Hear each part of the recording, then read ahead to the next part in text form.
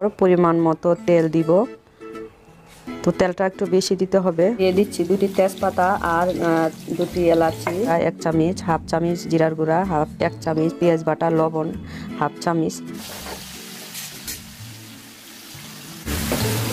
আমি দিয়ে দিব যে ডিমগুলো পিস করে রেখেছিলাম সেটা। তারপর একটু নাড়াচাড়া করে আমি মিশিয়ে নিচ্ছি। হলুদের গুঁড়া, আমি হলুদের গুঁড়াটা দিতে ভুলে গিয়েছিলাম।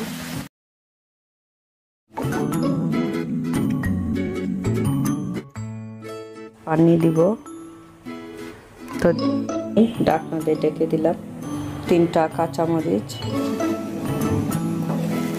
হয়ে গেছে। এখন আমি চুলাটা বন্ধ করে দিচ্ছি। আমার চ্যানেলটা সাবস্ক্রাইব করেন, লাইক দিবেন যদি ভালো লাগে।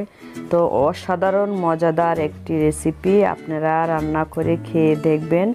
তো আজ এই পর্যন্তই, বিদায় নিব। আল্লাহ হাফেজ, ভালো থাকবেন সবাই, বাই বাই। সবার সুস্বাস্থ্য কামনা করছি। আল্লাহ হাফেজ।